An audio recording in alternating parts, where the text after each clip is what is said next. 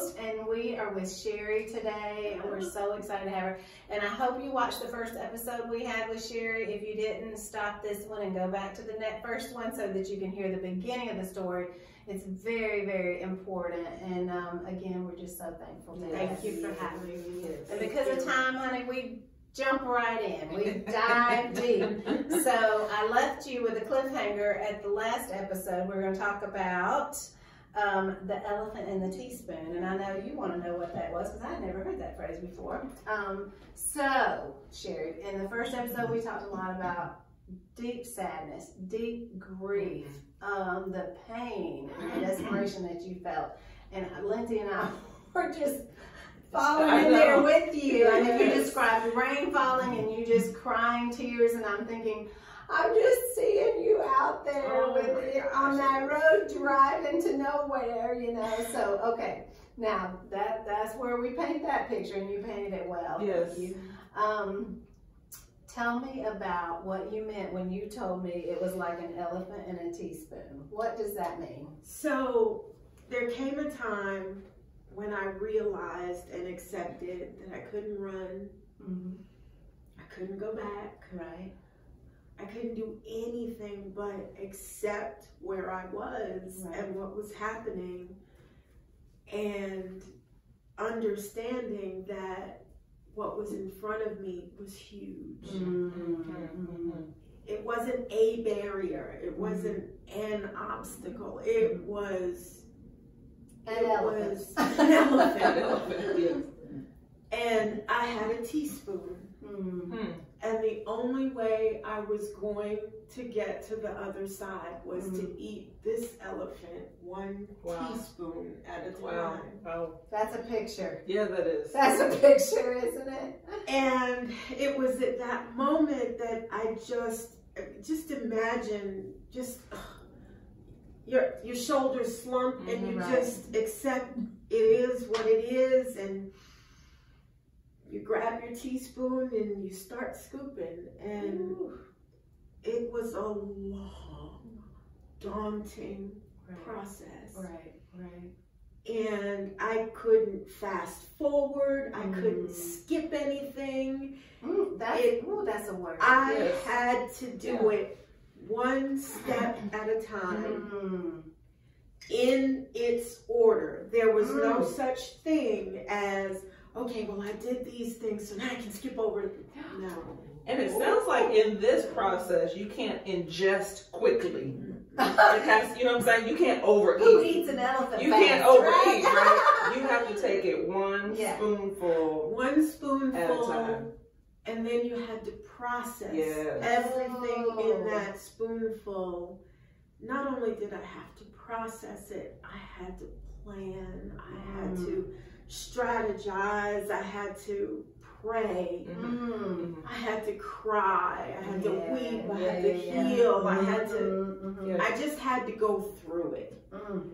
As much as I didn't want to, as much as I would have loved to wake up and go, oh, there's a way I can get from here to there, and it won't.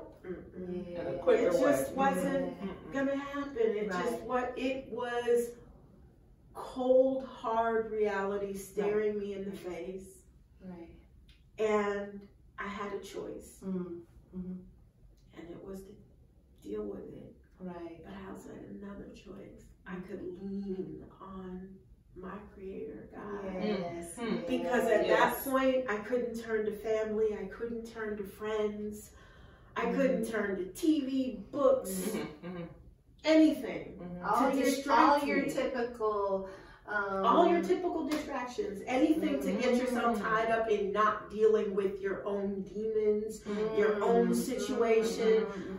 For the very first time in my life, through that experience, I had to take a good, long, hard look at myself. And I'm telling you, going through that closet was not fun. So that sounds like a reckoning, right? It was. And it also sounds like you had to go through a stripping process. Stripped down further than I've ever been in my entire life. I didn't have any money. I couldn't access any money. I couldn't use any of the resources that I had prior to my moment of reckoning. Mm-hmm. I was naked, broken, hurting.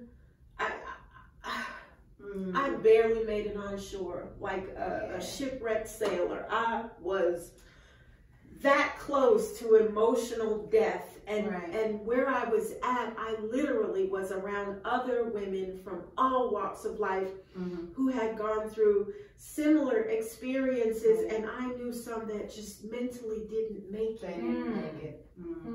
They couldn't handle the pressure. And you could look at them and tell, not only were they broken, they were mentally damaged for the rest of their lives. And here I was hurting and aching, and I was on the cusp of just giving up and saying, I can't do this. And I cried every night, and I prayed every night. And somehow, some way, he just helped me get through. You know, it's funny that that's usually where God wants us to be, at that broken spot. And then all we can do is look up. That's it. Have you ever been so hurt in your life that all you could do was whimper? Whimper. I would whimper. Oh, honey. Eminem. She knows Eminem now. When you have a hard moment, you give an Eminem on this show. Oh my gosh. And you know, so we're going to talk just a minute more. We're going to keep going a minute here about your relationship with God during this journey. Because this particular season is called the reckoning season. We did the realization in the first episode. This is a reckoning. This is hope in the middle. And there was hope, but it's very interesting. And I've heard your story, and thank you. I know. Just tell us if you need to stop. I'm good. I'm going to get the tissue. We'll get the tissue. But talk about your relationship with God before we finish out this episode, and we'll go on to the next one. At my weakest moments, because there were a lot of them, he became my source, my comfort, right, and the reason I woke up every next morning. I never did get to the place where I wanted to take my life, but I was begging him to. Right, I've been there. I know that feeling. Yeah. Look. Wait. I know. I think I might. We're all getting our emails after that. That's right. And he was your dearest friend. Oh my God.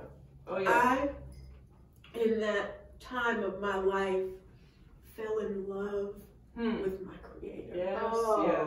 I'd always had a relationship.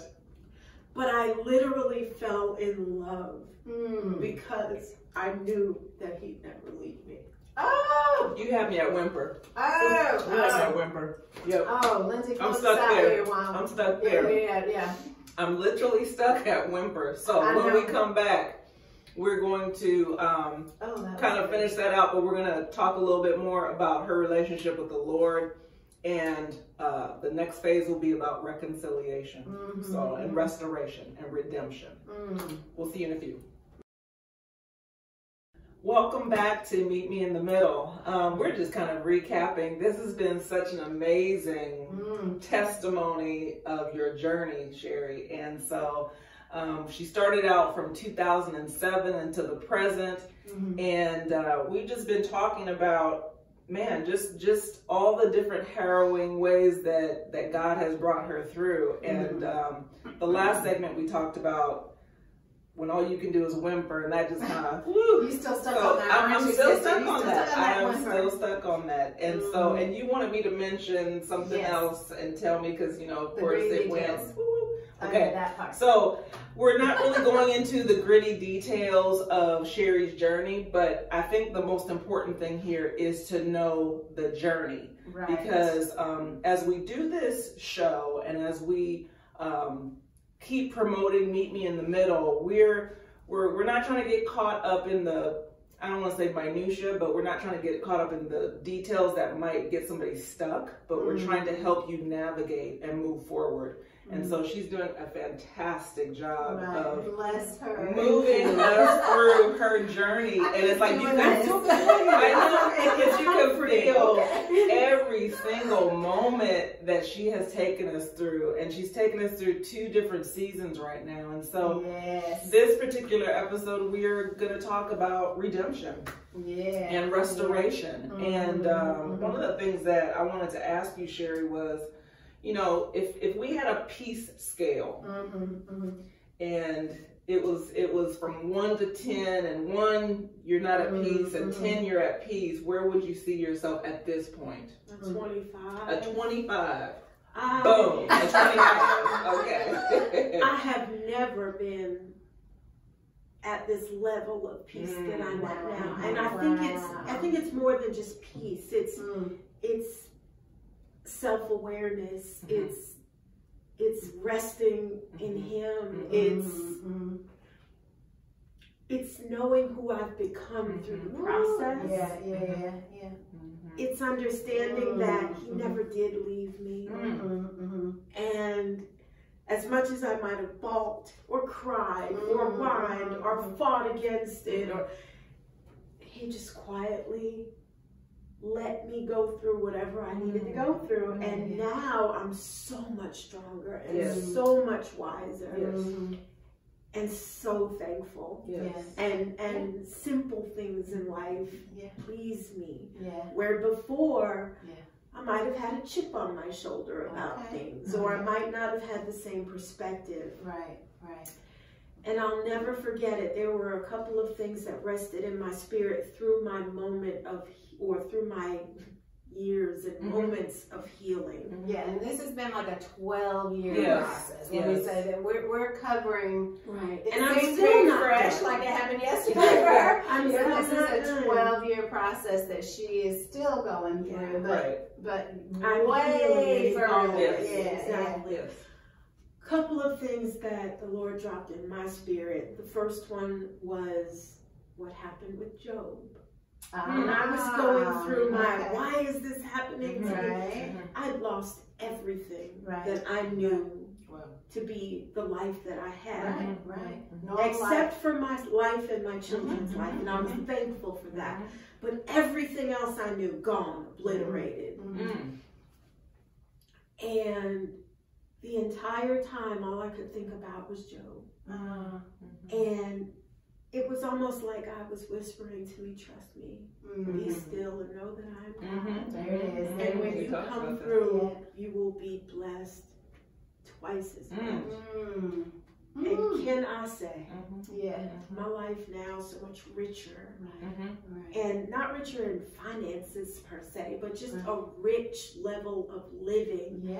And my life now is everything I could have dreamed of and then some. And I have my family, and when I look at my children now, I'm just so thankful that they have the opportunity to live the life that I wanted for them. And it just brings me so much joy. And you have a glow of joy for this. I know. Get to a place where it's that dark. Trust me, it won't take much to bring out that light. When it is so dark that you cannot see beyond your eyelids. I mean, it was that dark of a place. And it wasn't like it was just for the moment. I was there in that place for years. Long time. Let's just talk about years, right? Yes, a long time. And now I'm blessed to see light. An abundance of light. And I'm so happy that I had the opportunity. I can say that now on the other side. I'm so thankful that He brought me through. Because I now can experience life on a level which that I didn't even know existed before I'd gone through it. Okay, so see, this is what I see. Okay, this is what I see. And my little seeing self, you know. The people that I know that have gone through the deepest suffering, I mean deep suffering, seem to have the deepest joy. Oh. And you said something like you told me yesterday, somebody could tell me a corny joke and I just laugh hysterically at it. That because you so appreciate life. Because I was given that gift. He kept me. I could have been dead. My children could have been harmed or dead. But he said, no, I'm going to take you away and you're going to have an entirely new life. And at the time I didn't realize it. I wanted back what I had because it was familiar. And he said, no, that's not for you. You're going to go through a stripping and a threshing and crushing. And then he rebuilt me, and now I'm restored, and there's just so much in me from what I went through that it's almost bursting out of me. It's coming out of her. It is. There's so much joy. I have no idea what he intends for my life. I'm just so thankful I had the opportunity to go through it. Okay, but I have to ask you, I'm gonna jump. I interrupt. Good. That's one of my interrupt. I'm gonna interrupt you. But let's talk about your healing process, because I'll meet me in the middle. We really want to give hope to people in the middle who say, I'm not done yet. That bow's not on my box yet. And you mentioned something to me, and so I'm gonna let you kind of talk about that in a minute. When you talk about your healing process, and it has been a process and it has been a journey, we're talking 12 years now, okay? But would you say, hey, I'm all healed of that? Or where would you say you are on the healing scale? Because I know where you are on the peace scale, but on the healing, and I want to know how you know kind of where you are. What are those things that help you know I'm healed, or it's tender. It's still tender. It's just tender. It's not as tender as it used to be. Okay. But I'll never, ever be the same again. It's almost like a deep surgery incision. Yes. The pain is gone. Right. The healing has happened. But it'll be with me for the rest of my life. Mercy. Right. And I mean, it's tender, but it's a beautiful tender now, because I can use it to help someone else. Sure. But it'll never fully go away. It's not an experience that I'll wake up one day and look and the scar won't be there anymore. I'll carry it for the rest of my life. That's right. I was just blessed in the fact that God allowed me to come into myself and be whole and understand that I'll always evolve. It'll be an evolutionary process. Right. But the scar will never ever really go away. I'll always be reminded when I look at it. It's just that it doesn't, when you touch it, it doesn't hurt so bad anymore. Oh wow. So I just feel wow. Okay, wow. We're going to do another episode with her. Is that okay with you? Is that okay with you? Yeah, because I can't end here. I know, no. I'm going to end this one, but I can't help it. I'm not done. I'm still hanging on at the edge of my seat. But that's such a great story. So anyway, thank you for joining us today. We are going to have another episode with Sherry, so please finish the story. You need to hear all of the story that we have. Thanks. We'll see you next time.